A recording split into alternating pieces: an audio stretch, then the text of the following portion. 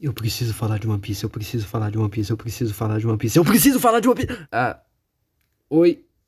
Se você não for um One Piece Head, acho que esse vídeo não é muito pra tu não. Mas ao mesmo tempo segura aí, porque a parada é bacana demais e eu nem esperava. E talvez você vai gostar também, certo? O que tá rolando de tão impressionante assim pra me fazer ter a anual vontade extrema de falar de One Piece aqui no canal? Porque sempre tem aquelas horas que eu não consigo me conter e eu preciso falar, mano. E ninguém vai me parar. Basicamente, o One Piece é muito importante pra mim. Eu leio ele desde que eu era pequeno e blá blá blá blá blá. Eu sou o maior hater do anime que você já viu. One Piece pra mim é o ápice do que uma história pode ser, mas nada me faz tancar o que fizeram com o anime depois do time skip. Lixo de pacing, animação nojenta que todo mundo subitamente virou de plástico só porque se passaram 2 anos na história. Se vocês conhecem o anime, sabem bem o que eu tô falando. O bagulho tava literalmente aos poucos virando Dragon Ball Z, com Freeza demorando 760 episódios pra explodir o planeta em 5 minutos. Só que pior ainda, porque o One Piece virou isso pra literalmente tudo. É uma tal de animação virando slideshow só pra esticar o episódio. Os malucos ficar gritando à toa só pra ficar no "eu vou te matar", no ponto que até os dubladores tinham que falar mais devagar pra encher o episódio todo. Se você tá começando a estudar japonês e tava achando estranho que o One Piece era mais fácil de entender, é exatamente por causa disso, porque eles falam lá como se estivessem falando pra crianças de 3 anos, até porque o anime era exibido de manhã e por isso sofria também com um monte de censura desde sempre, principalmente nas batalhas. Mas em um ano a animação ficou melhor.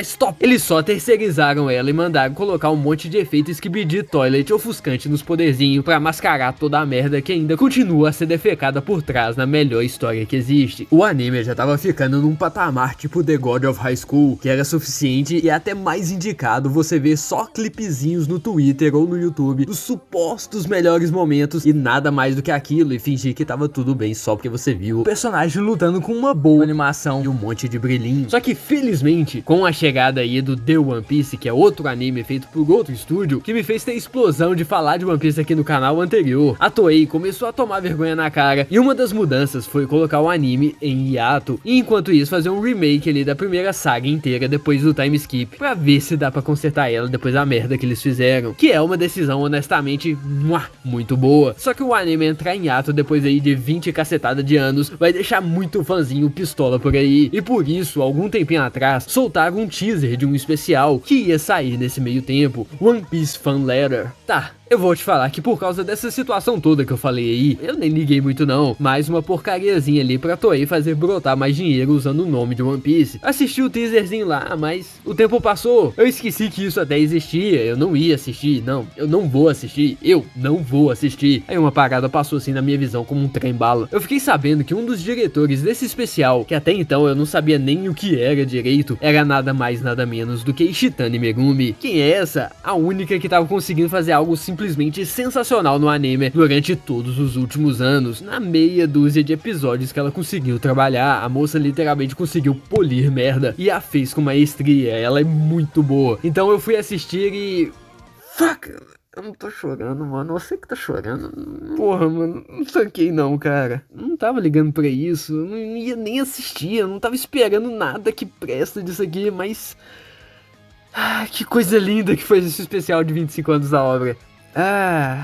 O olho até ficou molhado, mano. Eu não vou falar que a animação é lá muito boa não, pô, quebraram a coluna da Nami, mas... Realmente o título faz jus, é uma verdadeira carta de One Piece pra todos os fãs, e é quase perfeita. Vocês já devem ter percebido que eu gosto muito de histórias em geral, tanto que eu tô fazendo uma, tá? De explorar um mundo diferente da imaginação de outra pessoa com coisas que você nunca pensaria, só que muitas vezes isso limita muito o que a história pode te dar. Eu não jogo, mas quem joga D&D por aí sabe bem sobre isso, aquela vontade de explorar mais daquilo, e algumas vezes sempre dá aquele pensamento de tipo, o que acontece fora dos personagens principais? O que outros personagens daquele mundo estão fazendo ao mesmo tempo? Tá, a história é dos personagens principais, e ela quase só se move por causa deles, mas pro mundo ser vivo, tem que ter outros personagens, e qual é a perspectiva deles, de um vilão, de um aliado que não aparece muito, e talvez até de um cidadão normal vendo todo o caos acontecer? É um pensamento tão bacana que te motiva a tentar criar pequenas historinhas na sua cabeça pra tentar sanar essa dúvida. Agora, quando muita gente reclama daqueles capítulozinhos de exposição pra mostrar o pessoal do mundo de One Piece, como eles estão reagindo a recompensas novas dos Mugiwaras e tal, que talvez eles estão tirando muito o foco da história de verdade, eu sou o primeiro a levantar a mãozinha e falar, mas esses são os mais legais antes de tomar uma porrada na cabeça de quem quer só ver poderzinho dando piu-piu. Só que eu tenho certeza que eu não tô sozinho em gostar bastante do mundo da história em si. Caramba, o que esses random que só se fode na história sente ao fazer aquilo de ir de cara num Buster Call sabendo que eles vão morrer? Ou o que um marinheiro normal sentia quando o Barba Branca provocou um tsunami em cima de Marineford? Ou quando o Aokiji congelou o oceano, quando o Mihawk cortou a onda colossal congelada? Uma pessoa que não é poderosa como os principais deve ser uma coisa absolutamente aterrorizante, e é exatamente isso que é mostrado nesse especial. Algumas perspectivas diferentes de personagens que só ficam de fundo, como os personagens do mundo de One Piece veem todas as façanhas que a gente vê os Mugiwara passando, colocando realmente a gente dentro da história, como se a gente fosse um deles, uma pessoa normal naquele mundo, que é simplesmente sensacional. Ver um pouco da perspectiva de uma garota vivendo naquele mundo cruel, tomando como modelos feitos da Nami pelos mares, como é um pouco o dia a dia no arquipélago de Shaboni, ou até uma bibliotecária que é fã do Brook, conhecer que tem matérias sobre o Frank e o desaparecimento dele, como que a mensagem do Luffy foi decodificada por várias pessoas e fãs do Chapéu de Palha, como que várias pessoas estavam esperando na volta deles, a conversa dos caras no bar falando de power scaling e de quem é o favorito de cada um, quem é o espadachim mais forte, ecoando exatamente as discussões dos fãs aí durante décadas, e o pequeno grito dos que gostam do Sanji sempre ficando de fora. E também, é claro, mostrando o que eu falei ali atrás, o terror durante a Guerra dos Melhores dos olhos de um relé soldado com amigos a proteger e família a voltar para casa. Tudo é minuciosamente construído com um cuidado lindo com a comunidade de One Piece. Tudo é feito com o amor que você realmente sente pela tela. Você sai do especial com um sentimento tão bom, tão mágico, que eu tenho certeza que fazia tempo que você não sentia. E mesmo que o pessoal que nunca assistiu One Piece fiquem sem entender o que exatamente tá rolando, é uma ótima oportunidade de aproveitar a obra de uma forma diferente, através de uma historinha muito bem construída, na perspectiva de quem gosta da história, não da história em si. E é algo realmente muito amorzinho.